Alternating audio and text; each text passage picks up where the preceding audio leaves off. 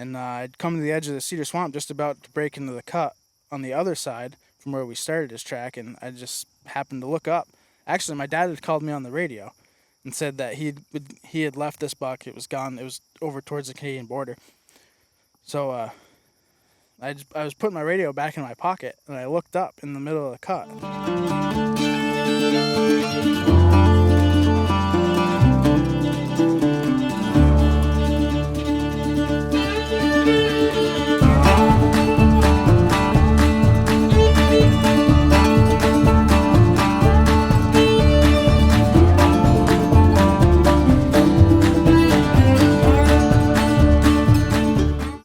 Welcome back to another episode of Northwoods Whitetails Podcast. I'm sitting here in the Green Mountains with Leo Audy and Nate Corey.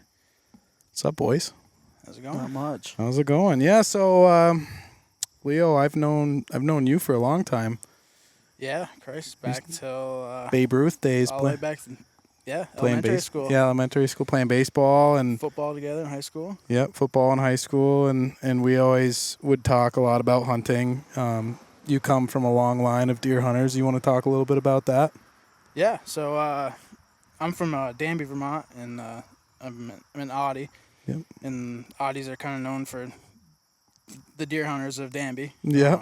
There's a couple other names, but yeah, Dorset Mountain was kind of like the Audy Mountain back in the day. Yep. My grandfather was a wicked deer hunter. My father was a wicked deer hunter. They were all meat hunters back then. I mean. Yep. Back then, you had your tag, your wife's tag. Yeah. You just fill tags. Your kid's tag. Yeah. But yeah, they killed a lot of deer on Dorset Mountain, and some big, some small. Back then, it didn't matter. I don't think. Right. That's one rugged mountain. It is. Let me I tell hate ya. that mountain. I'm the one audio of the whole bunch who hates hunting that mountain. Yeah, you're smart for it, because boy, that mountain's about as steep as it gets. Yep. You know. I've shot a few deer on it. Nothing big. And then once my uncle Matt, he hunted Mount Tabor because he likes to road hunt, and you could drive up top of Mount Tabor. So I hunted up there a little bit. I was like, well, this is nice. I can drive to the top of the mountain. And hunt from there. And it's big woods up there that it's not so steep. I mean, I'm fat and I'm short and I don't have Good the legs. tracking woods. Don't have the legs. Yeah, don't good have the tracking legs woods. to hunt Dorset Mountain. Right. It lays kind of like Maine up there when you get up top a little bit. On top of Dorset, Yeah. yes, but it's No, I was talking about. Oh, Tabor. Yeah, Tabor. Yeah. Dorset's the same way too, but it's only like a 100 Right. yard stretch, and then it drops down off the other side again. Right. No deer in either places, really. I mean, No, none. Way better in Maine. Right. I'll hunt 1 week out of the year to hunt Maine and take it. I won't hunt the whole season in Vermont. I think it's smart though, for sure. I mean, It's that much better. yes, and I mean, I like the ground a lot more. I'd rather hunt a swamp buck than a mountain buck any day of the week. Right. Plus, I remember reading one of the first Benoit books, and it says, if you want to kill big bucks, you got to hunt where they are. Mm-hmm. I mean, I'm not saying there's not big bucks in Vermont on Tabor or Right. Dorset, but Right. there's a bigger concentration of them in Maine. I mean, Guaranteed. Yeah. Yep. No, you're definitely right with that. When did your dad start going to Maine, or your dad and your uncle? so my grandfather actually, and his nephew Larry started hunting northern Maine. They hunted the Allagash for 2 years in the late 80s, which then they got some monsters up there. I got some old pictures I'll show you someday. And then they took a couple years off, and then the whole crew up, my dad, his brother, his cousin, and his father all went to above Moosehead up in that area. Yep. In the mid to late 90s. It started in the mid 90s and went through to the early 2000s.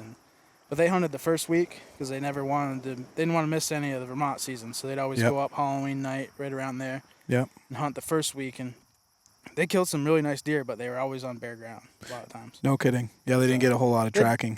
When they did get tracking snow, they'd hammer them. They cleaned up, yeah. Kill some nice ones. Did they sit or still hunt? Still hunt a lot of it. Yep. None of them have been known to sit. Now that, like, my uncle, he's a little older. My father, he's older, and he's had a logging injury. He sits a lot more too, but they still don't like to. But the older they get, they have to.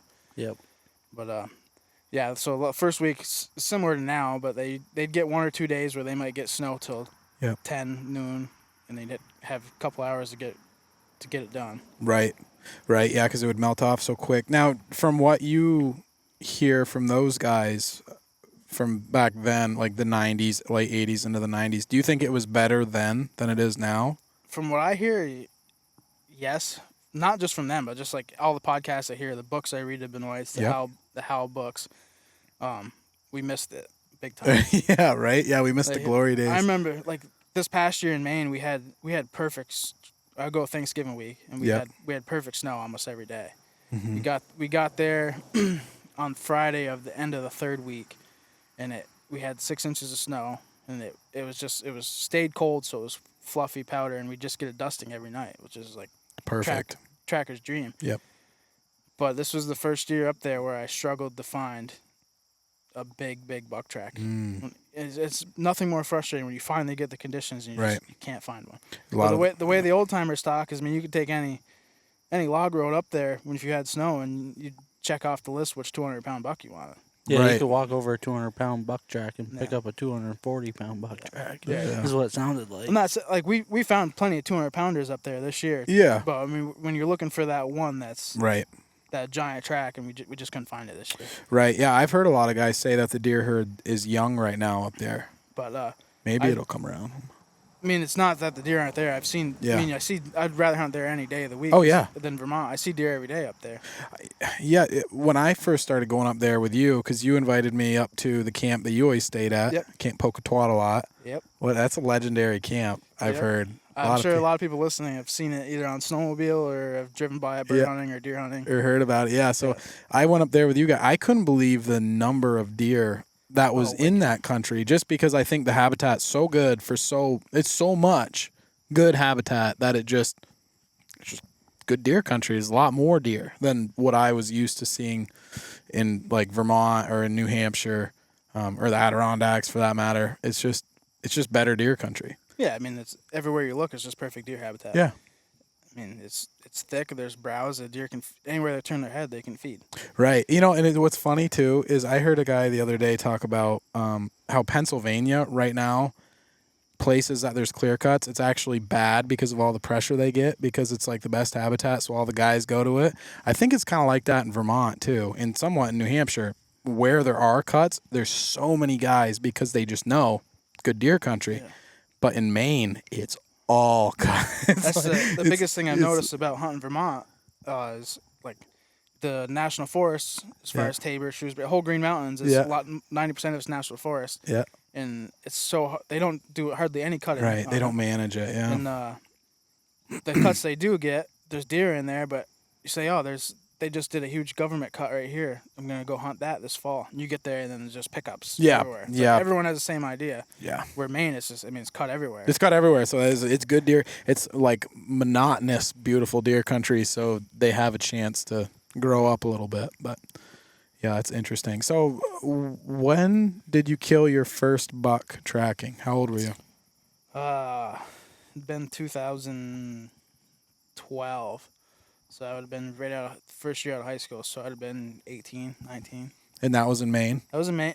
I killed one in Vermont before then. Tracking? The year before that, in 2011. Yep. Tracking. And then the first one in Maine was in 12, and that was a 7-pointer. I think he was 170-ish. Right. Do you want to tell that story? It was, we were up above the Golden Road that year. There wasn't any snow below it, and we were staying below the Golden Road at the camp you were talking about. Mm-hmm. And they were getting a little bit of snow above it, so we went above it the Friday of the last week, and my father actually missed a really big one that day. And was this before his accident? Yes, his accident was in 2015. Gotcha. So he could still leg it and track. Yep. And so we went back in there the next day, Saturday. It was the last day of the season. Wicked cold. It was like 8 degrees, and it was the day before. It was warm. We got warm snow, so it was wicked loud and crunchy. And I was going back, and he tried to find the old track that he missed the buck the day before, and he was going to jump right back on it. And so he did, and I hadn't heard from him since. I mean, he's not a radio guy. He'd tell you where he maybe on the hour he'd check in on the radio, but normally you didn't hear from him until the end of the day. So I was like, yeah, whatever, he's gone. Yep. So I found my own track. I mean, I didn't really care. I was young. Any deer track I saw, I was like, oh, I'll follow it. Yeah. Of course, I'm used to Vermont, and you get up there, and it's like, I mean, a 150-pound doe track was like, wow, that's big. I'm taking it. Yeah. So I ended up coming to a really fresh scrape, and took it. And my buddy Parker was up there, and I never used a GPS, but he had a GPS, and he was with me, and he had from the day before, he had this big gold patch cut marked as buck sign. He just had buck sign in his GPS. It was marked, it was scraped and rubbed all over. Yep. And I ended up taking that track on the outskirts of it, and I ended up taking it it was the older track of it. We'd seen 2 different tracks, and I was inexperienced, and I took the old one from the night before. Wasted about 4 hours, and finally came back right back to our boot tracks where his track had crossed that morning. And ended up, he meandered in with 3 or 4 does in the edge of the cut in a wicked cedar swamp, nasty blowdowns, and he never left there all morning. And it was probably noontime at this time, and I'd come to the edge of the cedar swamp just about to break into the cut on the other side from where we started his track, and I just happened to look up. Actually, my dad had called me on the radio and said that he had left this buck. It was gone. It was over towards the Canadian border. So I was putting my radio back in my pocket, and I looked up in the middle of the cut, and probably 130, 40 yards, there he was, standing broadside. And till this day, I don't know if it was the buck I was tracking, because once I shot it, I didn't. You didn't investigate. I mean, now I would have curiosity to get me, but I was young. And you always give me shit about that police model 308 I used to carry. And, I don't know how you hit anything with that thing, it's like got a self-defense bead on the front. I did change it after. Yeah. And I remember that deer was like 120 to 115 yards out there, and not a hard shot, but not a chip shot anyways. Yeah. And I remember pulling up, and the bead was just like covering the whole deer. I bet it was. I was like, well, I'm just gonna send one anyways, and I just covered the deer and let one have it, and he did the old Bronco kick, and then I sent 3 or 4 more off, and I know I didn't touch him on those, but the first one connected, and I ran over there, and there he was. But yeah, I was pretty jacked up. I was 18, but that was my first big woods buck there. Yeah. What gave you the confidence at a young age to start running that peep sight, you think? My dad was always a peep sight guy. He's old fashioned. He had the old Model 94 3030 with the peep sight, and that's what I grew up. As soon as I was old enough to shoot, he gave me a little Trapper 22 with a peep sight on it. Okay. So that's what you. Once I started turkey hunting, it was the old 12 gauge with the old peep sight turkey sights before they came out with the red dots and all that. And that's all I've ever used. Actually, when I first got the police model, I put a 2-7 scope on it, and I missed like 3 deer within the course of a year or 2. And I was like, well, it was always because I was trying to track them and just couldn't get them in the scope as they were running. And the scope's not for me. I'm not good at it. With a moving object, I'm way better with a peep sight. And I mean, I know you prefer a scope a lot of times. Yeah, but I've used the peep on the Woodman, and I like it. But the biggest thing for me was confidence. Right. And that's why I was asking you, where you got it from, because I grew up, my first deer rifle it was a 243 with a scope.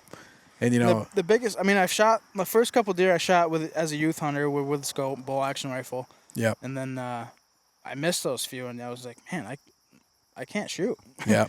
Then my father had me switch to a peep sight. We switched to a peep sight. He's like, you got to use a peep sight, because he was always a tracker in the spruces in Maine. He's like, you got to use a peep. And so I was like, whatever, I'll try it. Yep.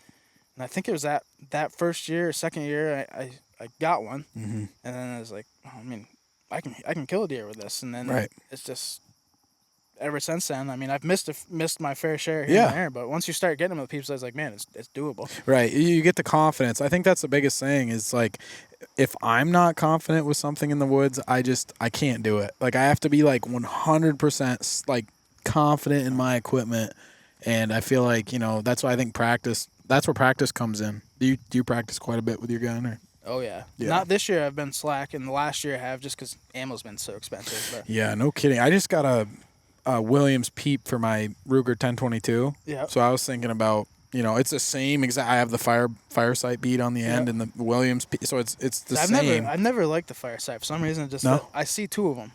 Really? For some reason. I don't know why. So I always just take the brass bead and take my old lady's nail polish to it, some bright pink or red, and it lasts a season. Every season, you just touch it up. But I have I have 2 carbines. I have a 760 and 7600 carbine, both with 2-7 scopes on them. they'd sit in the gun safe. I shoot every time we go to the pit to practice. I'll shoot the peep gun, and then I'll shoot those. I'll shoot fine with them, but Yeah. I can't take them hunting. I don't know why. No, yeah, it's what you're confident with, and There's times in, like, especially out in Vermont, you're in the national forest and you get in a big open hardwood ridge, and it's like, man, I wish I had a scope gun. Scope, yeah. Well, I mean, it's the way you hunt. That's why you like the peep gun, probably, is because you're usually tracking or still hunting, moving. So when you get the shot, usually it's a running shot. I mean, in that buck I was just talking about, in that 7-pointer I got, it was 120 yards max, and that's the longest shot I've ever taken in Maine on a buck. And it was because it was in a new cut. It was in a cut, yeah. Yeah, a newer one. 90% of the shots I've taken in Maine are within 10 to 50 yards. I mean, that one me and Nate hunted at that time, that was 10 yards, wasn't it? Maybe. Yeah, do you Yeah, guys... the last shot. The first when I unloaded. So wait. wait. You guys bring it right from the top. Tell that whole story, because you guys had basically kind of a little double team action on a buck in Maine, right? Yeah, it was the last day. Last day of Maine. I wanted to go back into this spot where me and you tracked a buck and you missed it. Yep. So we went in there and spotty snow. Me and Leo were like, yeah, we're gonna split up. So he went one way, I went the other. I had the snow. I don't think he had any snow. It was kind of it was a cut probably 20 years ago, but it's so wet that nothing's growing back. Mm-hmm. It was really swale. You know, you've been in there. Yeah. It's really swamp, swale grass, brown ash, cedar. Yep. And I was out of the snow hunting. There was a ton of deer sign in there. We'd been in there earlier in the week, and he actually you grunted a doe into you that day. And it was last day, afternoon. It was like noon. We were like, last ditch effort. Let's go. We know there's a buck in there. Let's go try to find something. We go in there, and he goes into where he knows this buck is in bedding, and I swung around and towards where he had the doe the couple days before, and I'm kind of still hunting through, and he's also we're kind of making loops to each other, and I can let him finish the story, keep telling it. But I was headed up. I remember I could just about to see this huge clear cut that I didn't know was there. It didn't show up on Onyx. It was too new. Yeah. And I was just about to come into it from one end, and he was about to come into it from the other end. But I let him finish the story. Yeah, so picked up a buck track on a bunch of doe tracks, and Leo radios to me, and he's like, I think there's a bunch of deer in here. I'm like, oh, it's a buck running a doe. So I'm following these tracks. Because you saw the tracks where you were at, and you had figured out that it was a buck pushing around. And Gotcha. usually that area, from what we saw when we tracked it, that's what goes on in there. Yeah, it was like a little honey hole for them to kind of sink down into. It's really not. I mean, it's in the big woods, but it's kind of blocked off with for old sure log roads. And it's really not that. Nobody hunts it. It's probably 1 mile by 1 mile square. Yeah. It's really. It's not that big. But it's like there's always a buck in there with deer. does. There's always a group of does in there, and there's always a good buck in there. Yeah. Every year we've hunted it, has been in there. So I start following it, and I walk over and I see this big spruce tree all shagged up, and I'm like, oh man. Fresh? Yep. On the snow? Yep. Oh, so I boy. lean my gun against it, take a picture, pick the gun back up. I'm creeping slow. Leo says something on the radio, and I hear hooves hitting the ground. I see it, look up, and I see a big cut. So I just start running to the cut. Ran to the cut, and there's a huge buck running across there, and there's 3 or 4 doe. I saw the 4 doe. They almost killed 4 me. doe. So I let loose with the gun, the pump. Emptied his clip. All 4. Oh yeah, emptied the whole clip. Boom, boom, boom, boom. Yeah. Yeah. As he was running away, just Yeah. putting So the bead I'm on this is a huge cut. I'm coming into one end of it. Yeah. And not the end he's shooting to, but like off to Nate's right. But we don't know we're coming to the same spot. Yep. And he just starts opening up. I mean, he's only probably 300 yards from me, 200 yards, 300 yards. Yeah. And I hit the deck. Yeah, I was on my belly. And then he unloads all 4 or 5. And I can hear all kinds of commotion coming at me. Yeah. And like I'm ready because I know he's obviously shooting at a buck. Yeah. And these doe come blistering through the edge of the cut, right through the brush, right like I could have patted them. Like all 4 of them come through me, and I was like, Nate, did you get him, or was there not a buck with him? I'm standing there trying to put the second clip in, and I can't even get the clip in. I'm shaking so bad because I think I just shot the biggest buck in my life. All I saw was big beams running away. And Leo pops out in the cut, and he looks at me. You get him? I still can't even talk. All worked up. I remember I come on the radio. I was like, Nate, just settle down. Let me get over there. We'll take a minute. And So we get over there and he's got blood. I mean, I don't know how he hit the thing because the first shot had to be the first shot because the second 3 or 4 were like Hail Mary. There's like boom, boom, boom, boom. So you weren't aiming at nothing. Just from the hip. Just It was let like 200 yards. It was a across long there, ways yeah. across. with the there. peep sight. With the peep sight. Attaboy. Yep. So we get there and he's bleeding all over. And Yeah, it's there's like a foot wide trail all the way across the cut. It's a good sign. like we got this one, but we don't have hardly any snow. It's wherever the sun hit, the snow's gone. Right. I mean, in the pictures we got with the buck, it looks like bare ground. Right. And so we had Nate. You stayed on the blood trail, right? Yep. And I kind of just kept swinging. Yep. And finally, we ended up. I could smell him the whole time. Well, we He got up reeked. to these short pines, and Leo's like, "Don't shoot! There's a moose." Moose just stood up. Bull moose took off. Yeah, he was like, And, he almost got it too because Nate was ready. Oh yeah. He was- And I see the deer stand up in front of me, Yep. like the wet hair, how it's like V'd. Yeah. And I didn't shoot, and he's like 5 yards from me, and Leo's like 10 yards to my left. And as soon as that deer went, Leo, boom, boom, boom. Yeah. yeah, There he laid. There he laid. he was a good one. He was an old timer too. Yeah. Yeah. Did you ever never got him aged? Did you? No, I didn't. No, he had to be 8, 9 years old. Yeah. He was. We think he was the one you missed the year before. I think he Similar was. Bean, he's just going Yeah. downhill. Yeah, because I remember when I was in there with you, Nate, and he came across from right to left, so I saw his left side when he was going out through that opening when I shot at him when I was tracking him, and it was that I know it was that deer. Yeah, the side with It- 5 on yeah, it. it was that side that it was just that like long, like sweeping side with a lot of points, and yeah, but that's so cool that you got him. Happy that you got him, because boy, he was in there. And he never left. I think. No, I think no. he wintered in there and everything. I think Yeah, he was I would always in think, there. Yeah. Nobody messed with him And down it's, in there. It's not that far from a wintering yard, and it's almost like a mini wintering yard in Right. there. And a lot of guys will say that the bucks will kind of be like they'll be like just outside of probably- the main winter. Well, the it's day 8, 10 miles me from and the Isaac winter hunted yard. it, we got picked up on the other side of the road, and a guy's like, "Oh, what are you guys hunting in there for?" I don't know, just checking it out. He drops Yeah. us back off at my truck and yeah. sees a giant buck track. He's like, "Oh, that's why." He's like, "My son just shot a 240 pounder out of here last week." No I'm like, kidding. Yeah. Huh. Dang. Remember the first? I think it was maybe the second. I don't know if maybe you didn't even go that year, but we get to camp. We go to camp on Friday before we're gonna hunt Friday through the following week, Thanksgiving week. We show up on Friday and someone's at the farm. Remember they reported that one that was like 32 inches wide. Yep. And they're like, yeah, got it right down from so and so's camp right there. And it's like, shit. that's our camp. Yeah. It was 240 some pounds. Yeah. It was- And you're talking about Piston Farms, Yep. right? Yep. Yep. You guys, It you've was been that giant 6-pointer, wasn't it? No, Big it one. was 11 pointer. It Oh, was yeah. like stupid wide. I don't remember.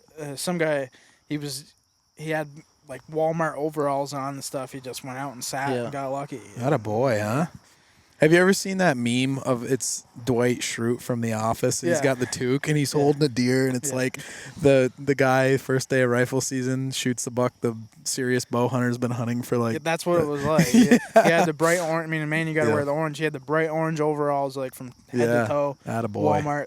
I mean, Hey, you can kill a deer. Congratulations, Yeah, you can but kill a deer with it's slingshot like, if you really man. want to. I guess. and you see his drag marks like literally a mile from our camp, right where we all hunt. It's like, oh, that's nice. Dang. Yep. Big racker living up there. Whatever happened to Meatloaf? I legend didn't of- get pictures of him this year. I think he died. Dang, you want to talk a little bit about Meatloaf? The legend of Meatloaf? Yeah.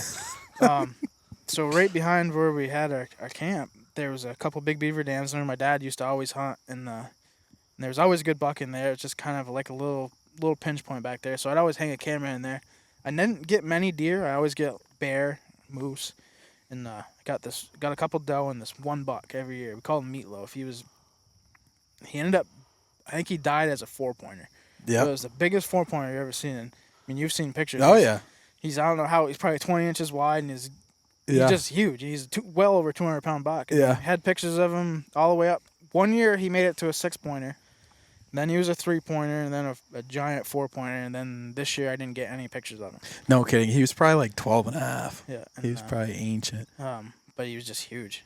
Yeah. No, you hear about that a lot up there because I think the habitat's so good and the woods is big, even though it's blocked off, that a lot of them they get that age, they can just live and die. Yeah. You know, they live their whole lives. And and I don't really care to hang cameras in Maine. I do it in Maine just because Yep. you never know what kind of beast you're gonna get on camera out there. Right. I mean, more than likely you're not gonna ever. That buck's gonna walk by that camera and never come back. Right. That's the biggest thing I've noticed in Maine. I always hung a camera there just because I was kind of attached to that buck. Like I've never wanted to hunt a 4-pointer more Meatloaf. than him. Yep. Yeah, dragging a 235-pound 4-pointer.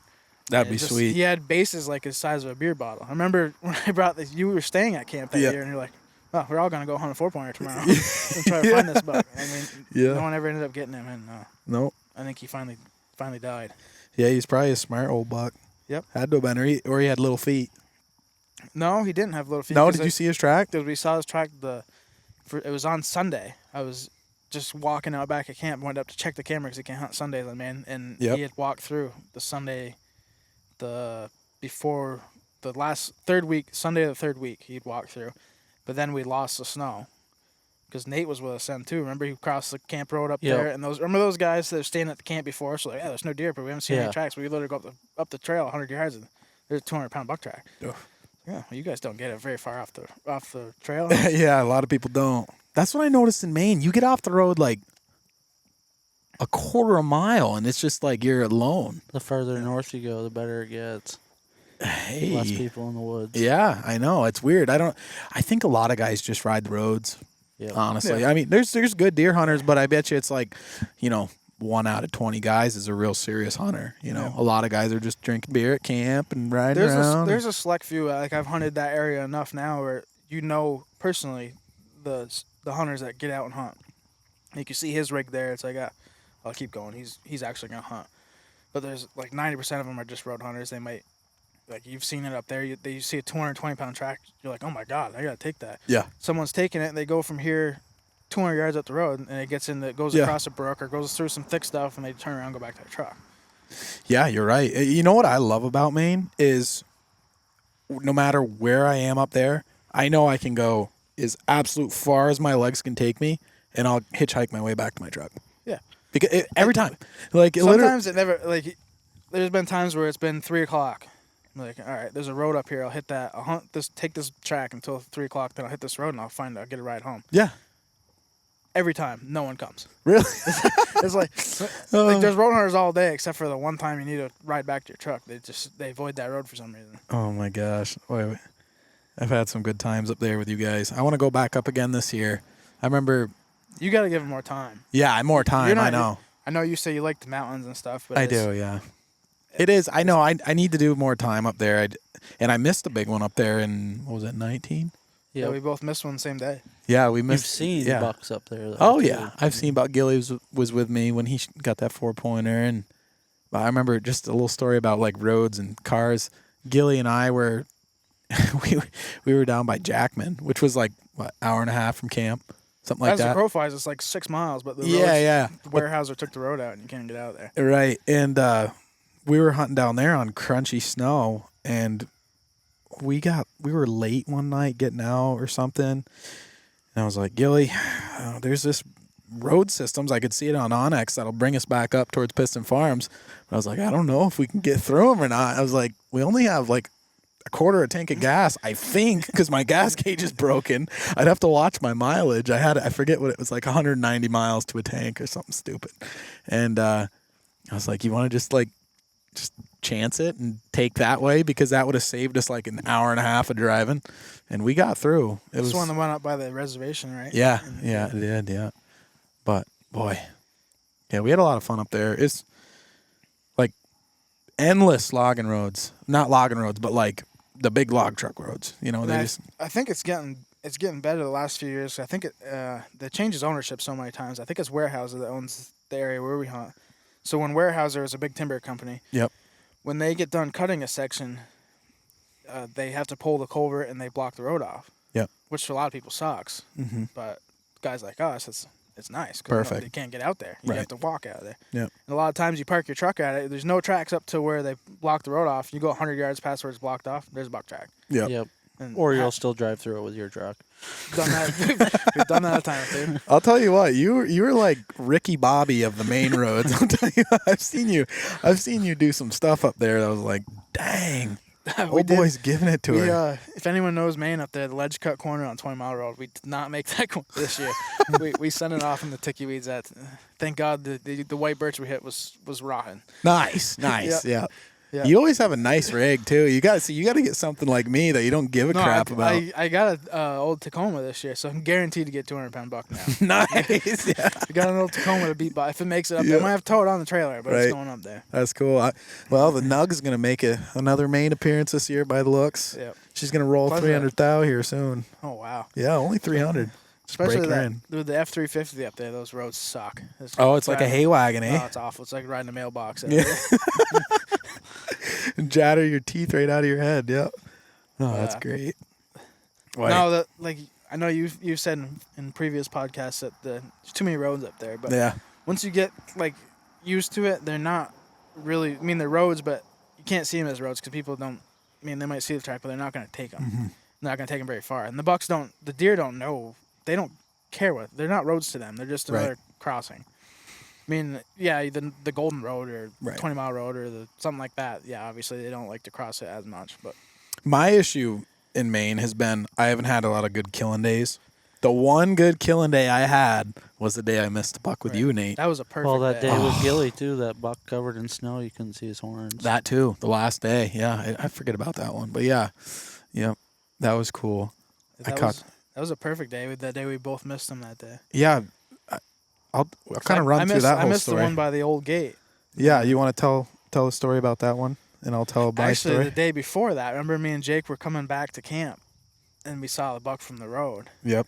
And we didn't. I mean, we had a chance to get him then, but we didn't get him. Didn't get him from the road. Yep. We had a doe with him. Yep. And so we're like, well, we'll go back there in the morning. He's not leaving that spot. So we get back there right at daylight. Me and Jake. Someone else is already there. Ends up a guy from Rockwood.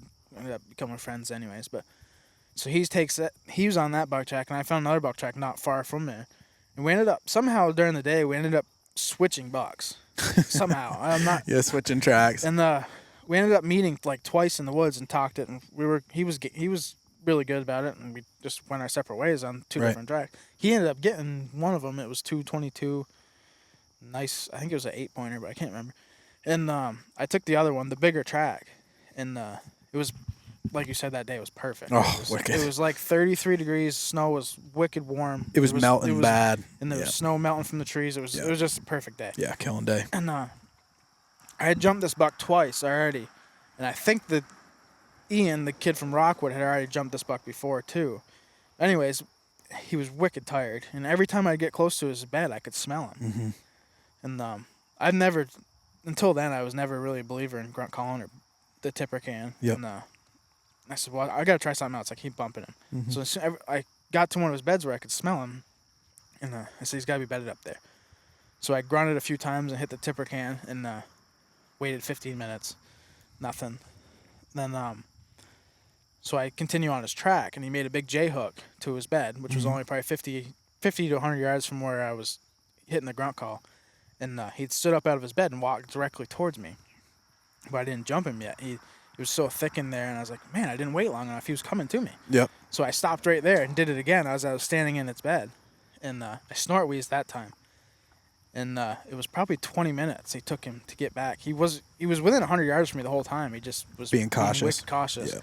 And I had my gun leaning against a tree, and I remember seeing his flicker of his ear coming, and then I could see his rack, and he was probably 70 yards, but wicked thick spruces, black spruce.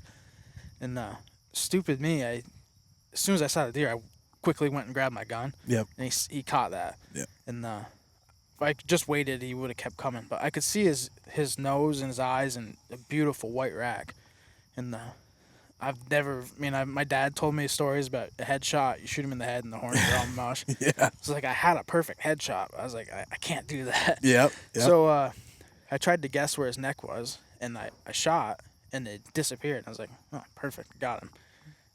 I walked over there, calm as can be, and I was like, I got him. He's done right there. Yep. Get over there, no deer.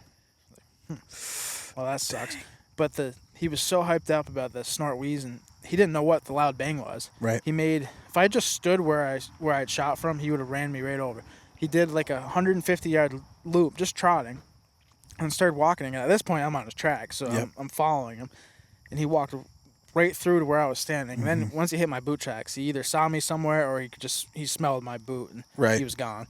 By that time, it was probably 3:30, and I tracked him. I ended up jumping once more right before dark, but I never got him. I ended up coming out way below the old gate up there and got a ride on the back of an old logger's truck and got back. But yeah, no, I messed Perfect. up on him.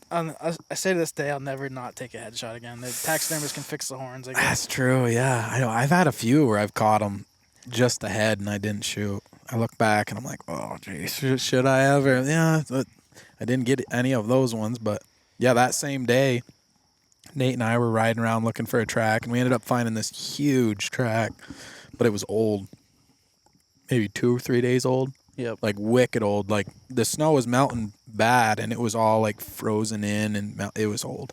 And I was like, well, this is the biggest track we've seen, Nate. Let's take this thing down in this piece and see, where he takes us.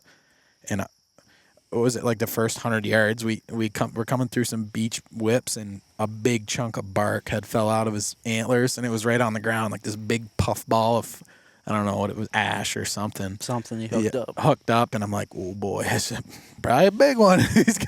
he's got some stuff hanging, in his burrs around his bases or whatever, and shit, it wasn't another hour, and we were right in his. Well, we kept cutting him off. Yeah, we kept cutting him off, fresher. Yeah. But he took us a long ways before we kind of got into his little pocket. He was it in a seemed pocket. like he didn't know where he was going. Right. Almost, And then we ended up getting in this like little pocket of deer where he was, and like his track was all over. And I was like, Nate, we're gonna kill this buck. And he took us by like 3 real nice signposts. He shined one of them up, and that's when we stopped tracking and we just picked their heads up. And I started blowing the grunt tube like every 10 seconds, and then it was like right after those signposts, I caught a glimpse of him coming through. He was coming parallel, like I said, from right to left. And I picked an opening. I had my scope, and I shot, missed him, and we ran up, got it. He didn't know what the shot was. It didn't even spook him. And we were on his track, and he took us into this big, like, swampy area, and I saw him right as he saw me. Remember, the track was going into it was going into the swamp, like, straight in front of us, but he was way off to our left. Like, he J-hooked way around that swamp, and he was over to our left, and I took a pot shot at him when he was running away, but didn't touch him. But we had to hitchhike that night, too. That was the day we stopped hunting with scopes in Maine. Yeah, right? No kidding. Well, he was nice, too. And I'm like we said, I'm pretty sure it's a buck you shot. Yep. What did he weigh when you killed him? 180 skin and bones. 180 Last skin day and of bone. rifle. You could grab his backbone. Yeah. And just lift Right. him. He looked like an old timer. Yeah. But it's Thanksgiving week too. You got to remember. So he was 200 at the beginning of that year, but probably more. But yeah, his rack is like that, like old. Like he almost had 6 on one side, right? Yeah, like them short tines. Like he was definitely going down the other end. Oh, for sure.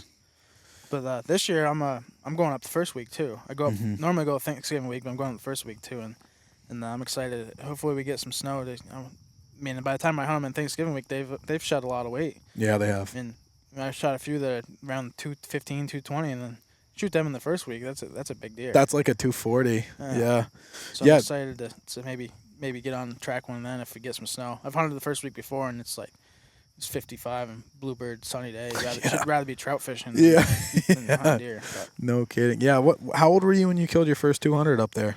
It's 2018, I think, or 17. So 21, 22. Yeah, you want to run through that story? That's a good story. I've heard you tell it before. Actually, my buddy Parker was with us. He lives in Idaho now, so he's in prime deer country now. But he used to go to Maine with us, and he was an Addison County guy. He field hunter, and so he was new to Maine. I think it was his first or second year up there. And we first 2 days of Thanksgiving week didn't have any snow, but I had scouted an area up actually where I found the only oaks I've ever found in northern Maine, in the North Maine woods. Yep. And I'd found a wicked buck track up there on bare ground. So we're supposed to get snow this Tuesday night, going into Wednesday. So Wednesday morning, sure enough, we got 6 inches of beautiful fresh snow. So we're gonna hightail it to. It's probably a half-hour drive to.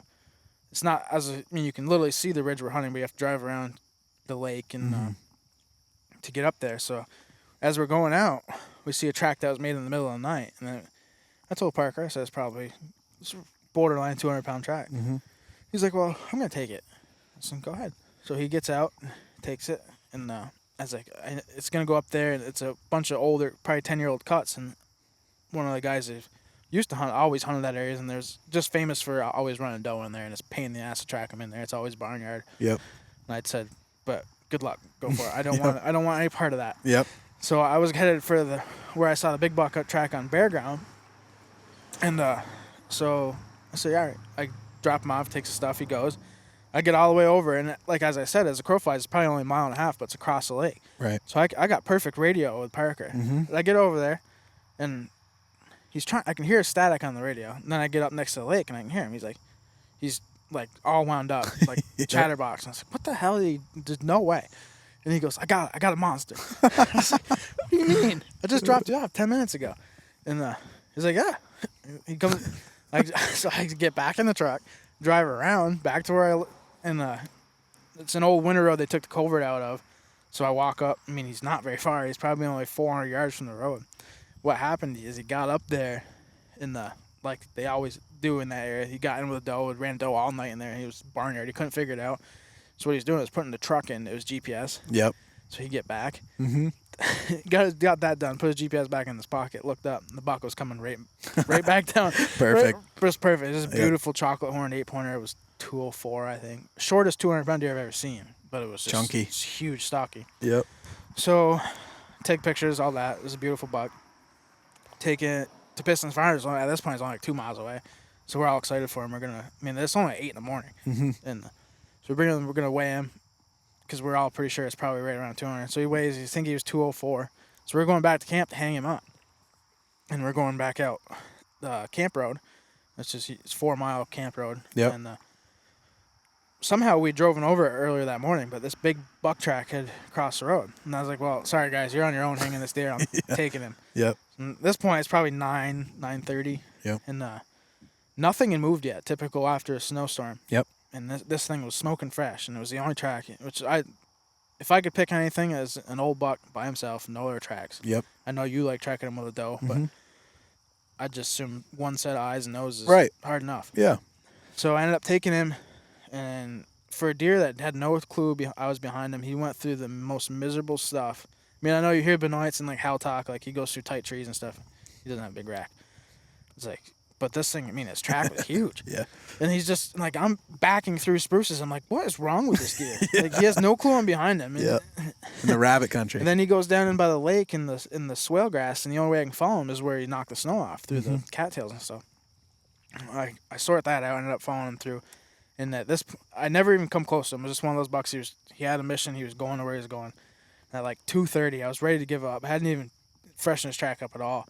And he made a huge scrape, like a car hood scrape. I Yep. was like, okay, maybe I'll follow him for a little bit longer. I was like minutes of giving up on him. Went 50 yards maybe from that, and he fell down an old spruce blowdown, all the olds in his beard, and ate some moss off it, and bedded right on the other side of it.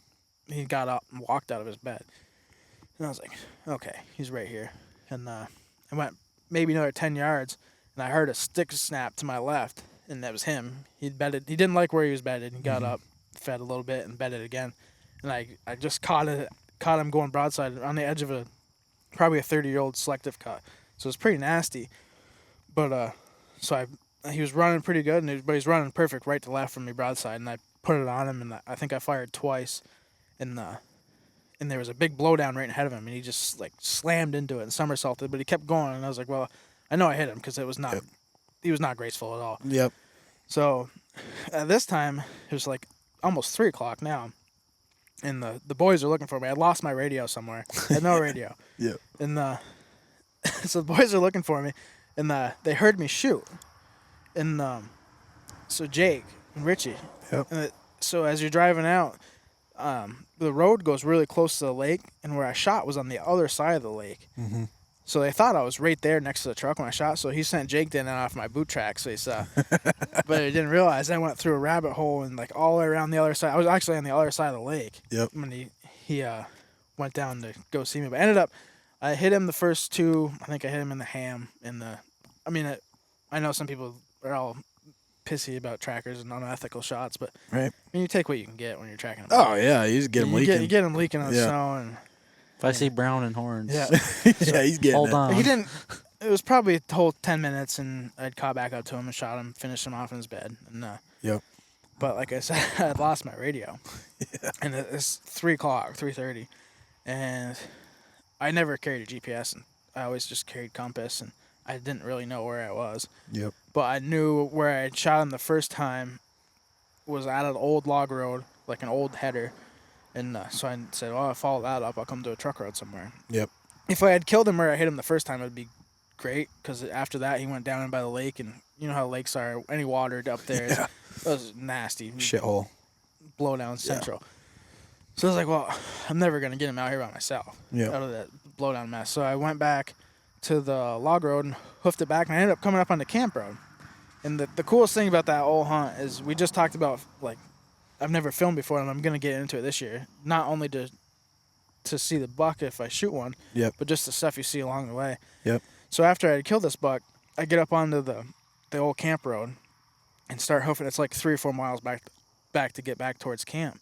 And as I'm walking, this probably 50-inch bull moose steps out in front of me. Wow. Has no clue I'm there. He just steps out and starts walking the same, like walking towards camp.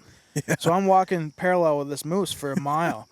Just right in front of you. He's right in front of me, probably 150 yards. I'm just walking behind him. It's like, and I didn't have a phone. I didn't have nothing. It's like, man. You didn't have a phone on you? Not then, no. And there's no service up there. So it's like, true. why? It's not even point. Why carry it? And I had no interest in filming or taking pictures then. And, I mean, I wish I had. But, yeah. And then it's like, man, it was one of those moments. So anyways, I get back to camp. I mean, it's like right at dark. And at this point, I just want a beer. It's like, we had dragged Parker's buck out. Yeah. And then I had hiked, I think I had like 8 or 9 miles on this buck. Yep. And it was brutal swamp. Yep. Terrible hiking the whole time.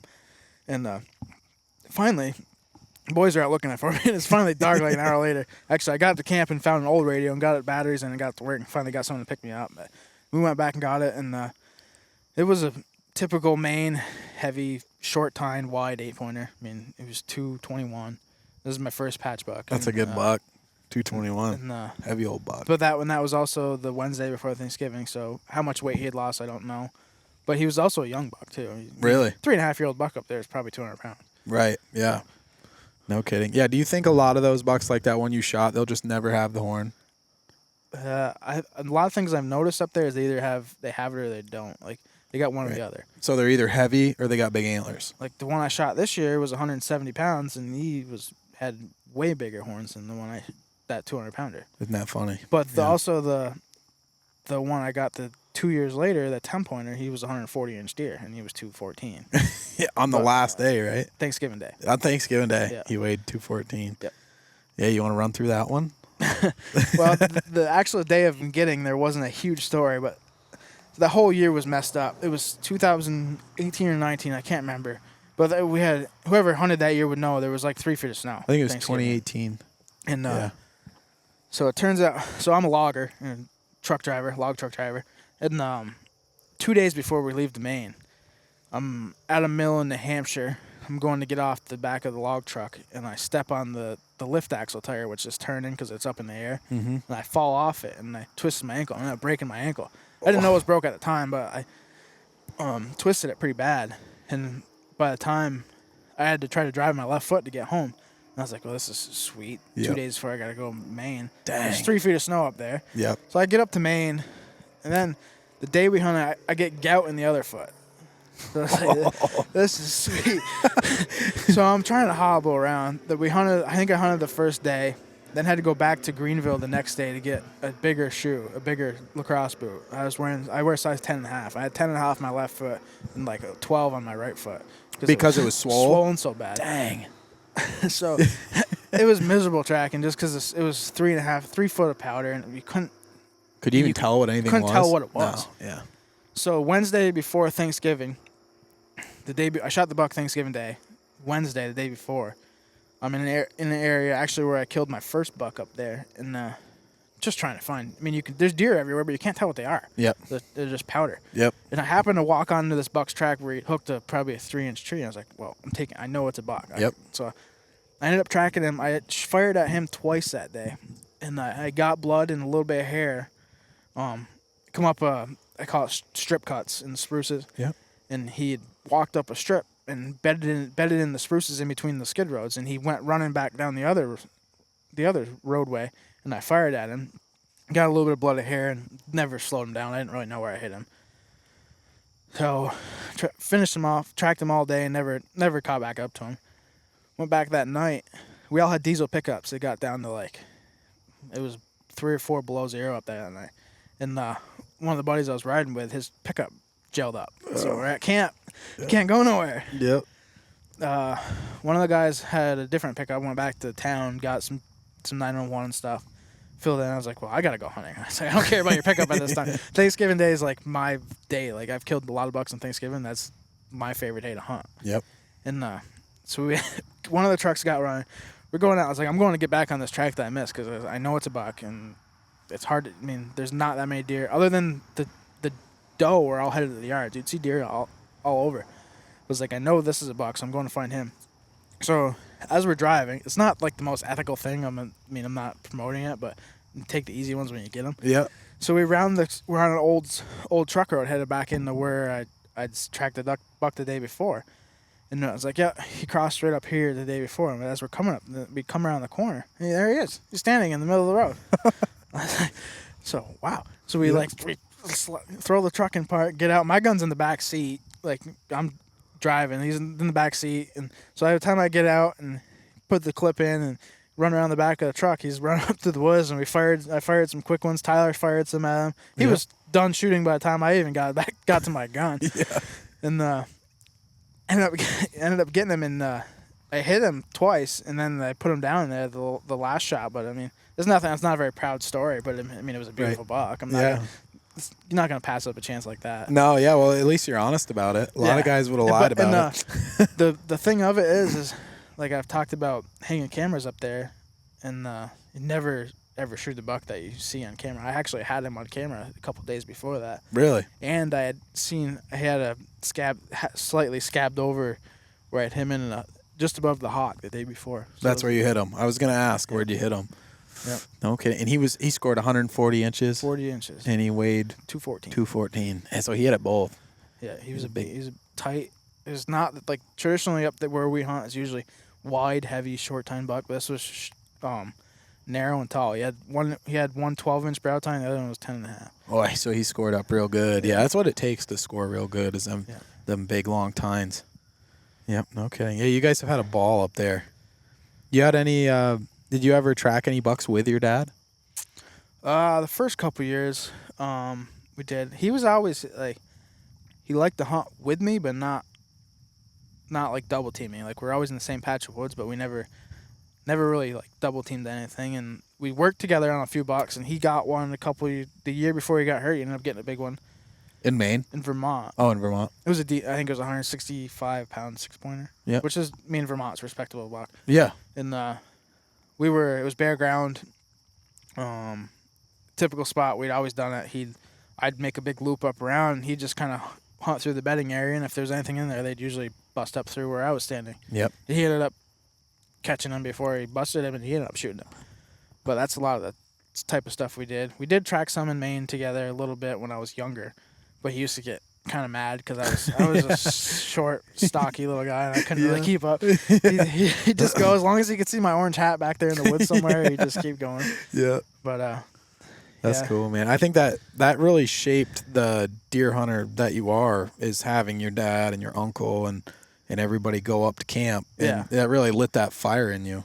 Yeah, and I love deer hunting in Maine, but as being self-employed and a logger and stuff, like it's hard to hunt Vermont because I'm hunting Vermont, but by 11 o'clock I think, I should be going to haul a load of logs, or I should go work half a day or something. But when I'm in Maine, it's an 8-hour drive. Yeah. I'm up there to hunt. I mean, You're there to hunt. I don't think about hunting or think about work until I come home. Right. So you're a lot more focused and confident about just deer hunting. Right. Yeah, when you're back. I could see how that could be. Yeah, you always got something to do when you're home. That is for sure. Yeah, no kidding. It's been good, boys. Yep. You got anything, Nate? No. Any stories? Any big buck stories you want to tell, Nate? Not till this year. Oh, Nate's on a good one. Dang. Big one. You gonna get him this year? You want to tell me a story from this year in Maine? I got the buck that I shot in Maine this year, but you... Yeah, tell that story. Or what did you... Go ahead. Which one? Just some. You didn't get one in Maine, right? But you No, I tracked some didn't. I nice ones. tracked one for 3 days. I saw him the first day, and he was huge. So I don't know. Hopefully, I'll get back to him this year. You had a lot of good Yeah, I saw action up there. 3 bucks in 3 days. Holy smokes! 3 good days of snow, and then it went to shit. I was so jealous of you guys up there. You guys were on beautiful snow. I was down here on crunch. It was absolute awesome. Perfect crunch. conditions every day. I'd already tagged out, but the last day or two when I was hunting with Jake, it was pretty crunchy. It got Was it? wicked cold. The snow was good, but the leaves on it got cold enough where the leaves underneath froze. Yeah, we But, had like 2 feet of powder where I was, so they didn't hear a thing. You No. could step on anything, and It was didn't all hear ya. muffled. Oh yeah. Do you want to tell a story about the buck you got last year? Yeah. So we hunted a newer area where we've never really hunted before. Actually, I had been bird hunting up there. I go up every September. I'm actually going in a couple weeks with my girlfriend, do some trout fishing and bird hunting and stuff. Yep. And we scouted this area, and I was like, oh, this is probably good deer hunting. So we went in there this year and chased some little deer around, nothing major. But there was an old track in there that was massive. Mm-hmm. And so my Uncle Matt, you know him, Yeah.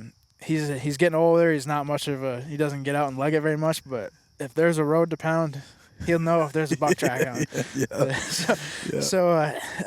He does more of the scouting than anyone. Yep. He'll come back to camp, say, oh yeah, I saw a buck track here and buck track on this road, and he'll mark them all. Yep. So- Hey, you need that though. So I can't remember. I think I shot the buck on Tuesday or Wednesday, and the night before, just before dark, Matt was coming back to camp and he saw a huge buck. I don't know if it was one I shot or not, but he tends to exaggerate a little bit. So his arms were going. There's this huge buck right before dark. Yeah. I was like, all right, I'll go back and see what his track looks like in the morning. So we do. We go back. I see his buck track. I mean, it's not. It's a nice buck, but it's not what he Yeah. what he explained to. I mean, Yeah. he went on the way back to camp trying to get back to us before it got dark. He went off the road. He was so excited he went off the road. But, so we ended up drove 4 miles back to camp with a flat tire. We changed the tire. Nice. Changed the tire when he got back to camp. But yeah, so I went back, got on that track that morning. The day before there had been bucks in there with doe, so we knew it was a good area. I get on this buck track, and immediately he gets in with 2 doe, and there's another buck, and since probably midnight on, they've been going back and forth, and it's, as a tracker, that's a nightmare to figure out. Yeah. But it's really good hunting, and he pushed these 2 doe up into rabbit country, Yeah. and it's just probably a 20-year-old cut full of jack furs. Yeah. Well, I can tell this doe is not ready to be ready. He's trying to get away from her. So follow him. At this point, it's probably in 10 o'clock, and he gets back goes through a big clear cut where I actually saw a spike horn the day before. And I took some video of that with my phone.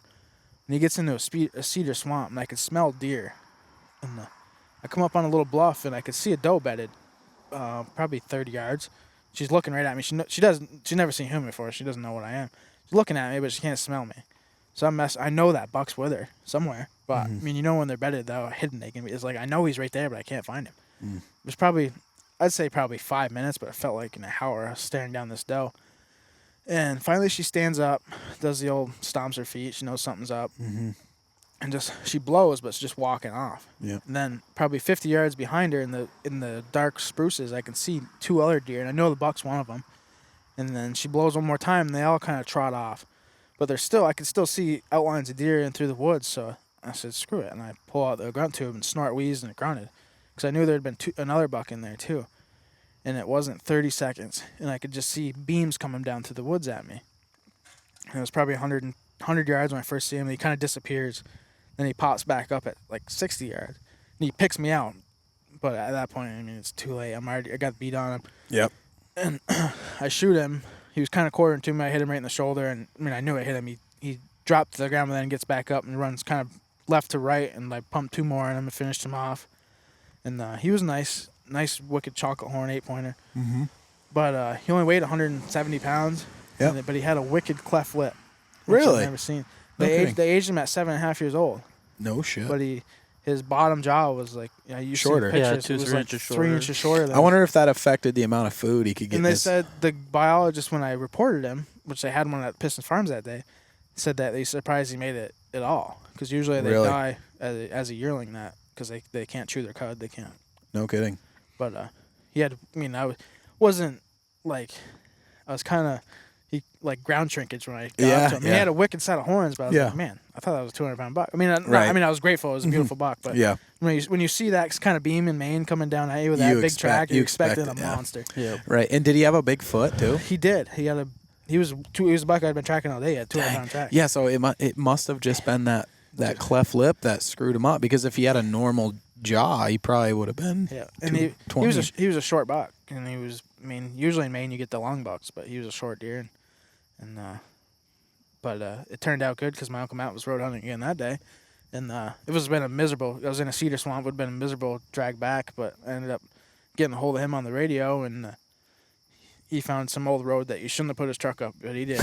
And, got it dragged out to him, and then the cool thing about it is that the Pierce boys they'd knocked down one a couple miles away. It ended up being actually the same spike horn I took video of the day before. But, perfect. But for them, they were just as happy as it being a 150-inch buck. So right. Yeah. Great. Perfect. Yeah. That's awesome. You know, Uncle Matt's killed a couple giants. He's killed. I mean, he's killed bigger bucks. I've never killed a buck as size rack as he has. That 12 he killed. He's got there was people because when they reported at Piston Farms back. What then, year was that?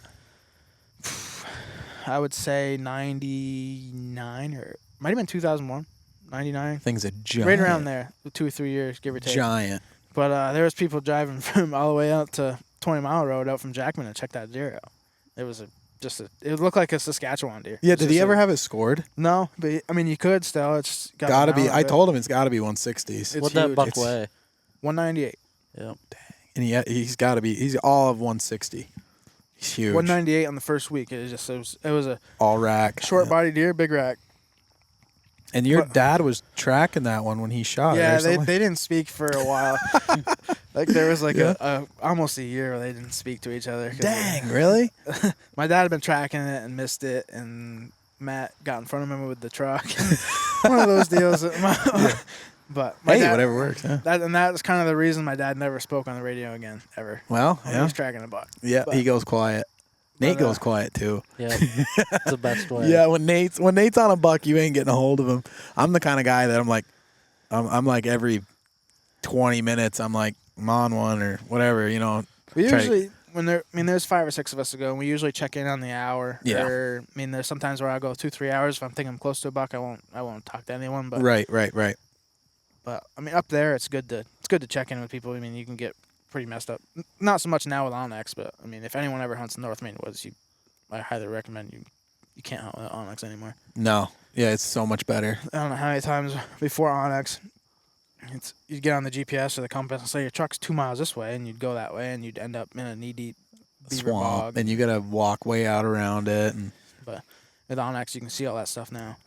It's funny. The first year I went up there, I didn't have Onyx yet. I think it was 2019. We just had compasses. We just had compasses. Yeah. I've never hunted with GPS. It was always compass. My dad was really old school, and then I went to college. I went to everyone called the Outback class, but I was an adventure recreation minor, so okay. I was wicked good at using compass, and I never used a GPS. But as soon as I started using Onyx, I'll never hunt again without it. Even turkey hunting and stuff, I use it all the time. Yeah, no, it's perfect. It's really opened up the woods, I feel like, to a lot of people and stuff. But you like to hunt the Adirondacks a little bit too, don't you? A little bit more so because it opens. I mean, you can hunt with a rifle over there the last week of October. Yep. I think the 20th or something. Yeah. I just do it. I mean, I go over there. I've killed bucks over there. Actually, I've hunted. There was a while where I had hunted 4 years in a row, but I only hunted 4 days and killed a buck every year. Same Perfect. day. Yeah. I think it was the day before Halloween, but it was more so just to get over there and knock the dust off and get yourself back into hunting mode before you got into Maine or Vermont season. Yep. Just to knock the rust off, really. Yep. It's good over there. I mean, if you can get away from people, and it's definitely different than Maine, that's for sure. Yeah, I remember the last buck I got over there. Actually, I was sending you guys like videos and Snapchats. Yeah, you were. We had just enough snow. You guys were both at work. Yep, and, of course. We had just enough snow. You couldn't really track in the softwoods, but you could make out deer tracks. And there was one going. There was a big buck in there making scrapes like crazy. I remember seeing you guys were going nuts at work. And yeah. It was like 10 minutes later. I ended up shooting a little 8-pointer, but and that was the first time I've ever heard a buck growl. Yeah. He come growling right behind the doe and shot him in the. Wasn't that like November 2nd? Yeah, it was right around. I think it was Halloween or November something. 2nd because I got one the next day in Yeah. New Hampshire. It was I got early. The day off. It was early, Yeah. and I've never. I mean, the doe was in full blown heat because as soon as I shot him and she wouldn't leave, I took pictures, gutted him and everything, and she would just stood there, and it was pretty odd, but Yeah, when they're ready, I guess. yeah. Yeah, I like it over there. I want to get back over there again this year. It's more mass crop over there, oak and beech nuts and stuff. But Boy, if you can get that snow the end of October, it's Yeah. wicked, I bet. Yeah. Because, I mean, I've had this snow in New Hampshire a few times during muzzleloader, and that's definitely the time to track. Oh, yeah. I've never tracked one in the first week, really, just because. Oh, dude, they don't go far. Yeah, They don't go far. that's why I'm excited about going to Maine this year. Hopefully, we get a day or two with a little bit of snow. But I think We'll that's definitely the dangerous time to track because that Thanksgiving week, they could be legging it out. oh yeah, You know? oh yeah. Yeah. There's days. I mean, I do it to myself every year. Like an hour into tracking, you're like, I'm not gonna kill this buck. When he's just lining out. He's just lining, and he's like, Yep. I know I'm not gonna get him, but I can't get my stubborn Yeah, I self to know. get off the track and go I'm find the another same one. way. And I'm the same 3 way. o'clock later, 3 o'clock, 7 miles later, you Yep. haven't gained on him a bit. It's No, like, he's probably put well, I time on you just the other wasted end. a Yeah. day, but no, muzzleloading's the best time I think to track the buck. But of course, I come Late back. season? Yeah, Yeah. I come back from Maine to hunt Vermont muzzleloading, and it's like I have to bring myself back to reality here. It's like, man, I was walking over 180 pound buck tracks in Maine every day. Yeah. And I come back, I'm back in the Green Mountains searching for 160 pound tracks. Yeah. And it's like, Yeah. A little depressing, isn't it? it Yeah. is. It's hard. I mean, I wish I had the time to go back in Maine and hunt muzzleloading up there, but just because I know me and Nate hunt muzzleloading a couple times before. Right after we come from Maine, and it's like, man, we just looked at that as a doe track up there. Yeah. Like, I can't tell if that's even a buck. Yeah. It's hard, man. Takes a couple deer looking at their tracks to bring yourself back to back in Vermont. Yep. I mean, Smaller deer. I mean, I'd love to. I haven't killed a 200 pound buck in Vermont. I've been close. 182 is the closest I've ever got in Vermont. But like I said, I'm gone all Thanksgiving week. Sometimes more than that. So Right. You haven't had a lot of time here. It is wicked hard in the area we live in to get a 200 pounder. closest I ever got to 200 pounder was the day that Nate killed his big one on. Yep. I had missed that one. That was a big buck. And then you guys came to Maine the next day. Yep. That's right. Yeah. That was a good time. Yeah. You got that one. That was 182. That one you got? I didn't get one that year. Oh, no. The next year I did. Oh, gotcha. But no, I missed that one that day that he got his, and that was a dandy. I Yep. don't know if he's towing or not. It was a but killing day. That was That a was- killing day. It was good snow, and it was falling from all the trees, and it was a little Yeah. windy, and boy, that was just the day. Yeah, I remember I was up on top of the Tabor there, and had like an inch of ice, and everything was bent over. You couldn't. I mean, it was miserable to walk through because you were soaked, but it was a good deer hunting day. Yep, for sure. Yeah, it's too bad we couldn't have those days all season. Yeah, Probably wouldn't be as many usually deer. get about 2 a year. Yeah. 2 a year, and the most frustrating time, like that, is why I like hunting. I'm sure some of the northern Vermont, New Hampshire, and into Maine is probably the best because you get those 2 days. You want to be able to find a track. Yeah. I mean, where we hunt in Vermont, I mean, you can easily waste those 2 days just Oh, yeah. looking for a shootable buck track, and that's what really frustrates me about down here. Down here, for sure. That's what I tell everybody. I say the hardest thing about tracking in southern Vermont is finding a big buck track. Right. That's the hardest part. Once you find them, I mean, it's still hard from there, but it's definitely, like, I'll go all year on the years that I hunt Vermont heavily, and if I find one that I think's 200, I'm Yeah. like, and that's like over 100 miles of hiking. Right. If I find one, that's Yeah. like, oh my And God. it's about 6 miles to get up in there to cut his track. Yeah, I know. And it's probably a day old. Yeah, exactly. Yeah, and in Vermont, if you cut a 200-pound track, I don't care if it's a week old. Yeah, Better be no. following it Yep. because you ain't gonna find another one. And they're out there for sure. It's Oh just, yeah, they're out there for sure. It's hard to find. Different game Yeah, and I feel like they travel a lot more in Vermont. for sure. I don't know if it's because there's less deer, or they like to hike. I think there's less deer. Yeah, the does are spread out. Yeah. Yeah, whereas like in Maine, everything's very pockety. Like the deer are very like concentrated in areas, and it might be distance between each pocket, but in Vermont, you don't even really get the pockets. It's like there's 2 doe up on this ridge, and then there's 3 doe over on this ridge, and then the next mountain has a couple doe. It's like very, very spread out, and I think that's why they wander. I think that's why we don't get the buck sign in these mountains either. Right. There's not as much competition. Yeah, there's not as much competition. A big old buckfish doesn't even really rub. And I mean, not to spruce up Hal that much, but he always said when I was a kid, we used to go to the sportsman show up the Champlain Valley, and the Benoits were really big back then. And I remember going there, and Hal and Debbie were there, and it was like when he first started going, there was no one at his station, his little booth. There was no one. You could sit there and talk to him all day. Yep. The Benoits were like crowded up. Yep. And he always said that you take a 5 by 5 mile square anywhere in North Maine woods, there's a 200-pound buck in there. Mm-hmm. You can't do that in Vermont. No, you got to multiply that by about 5 probably. Yeah. And he's not wrong. No, I mean, it may not. Maybe that 5 by 5 mile might be pretty much unhuntable, but there's probably a buck in there. He picked you up one time, didn't he? Yep. I was just a kid. I didn't even have my. Actually, I had my permit. So I was driving my Uncle Matt's truck. I had come out and he was down the road farther, and I had my permit. I was only 15, and the game warden stopped me and asked me for my driver's license. And I said, I don't got it. I just got my permit. I was just going to pick my uncle up. And he was good. He actually checked our radios and made sure we weren't driving deer, but he was good. He let us go. But later in that week, he picked me up on the 20-mile road. So our camp used to be way out towards the gate, and as the crow flies, it's not very far back to like 6 or 8 mile mark, but as a drive, it's 6-8 miles to get up there. And I ended up coming out on the road right before dark, and he picked me up. Did you know I didn't know who he was then. No kidding. But I mean the power wagon is like, I mean, that's Hal Button now. Yeah. But I didn't know who he was then. Just a nice guy picking me up. That's awesome. That's pretty cool. Good history. Yeah. That'd be cool. Yeah. All right, guys. Well, this was great. Yep. Thanks for coming up and doing this. Yeah. It's a good episode. We'll do another one this year after we knock down a couple. That's right. Yeah, we'll definitely get you back on and talk a little bit about what happens this season, because I'm sure there'll be a lot of stories to tell. I think it's cool to tell stories like right fresh when the season's over. Yeah, you remember everything. Everything. You like all the like ones that got away and everything, you know. So they haunt me all year. So. Nate's up all night. The thing I remember the deer I've missed more than I remember the ones I got. Like the ones where I should have got and didn't. Yep. Boy, those. I mean, I can still see multiple bucks coming out of their bed. Oof. Like there was one, the biggest buck I've ever seen in Vermont. I remember I was muzzleloading, and I got out of his bed and was running, and I shot. Of course, I mean everyone had to happen with a muzzleloader. You shoot and they fucking whoops. Yeah. They stand there. Yep.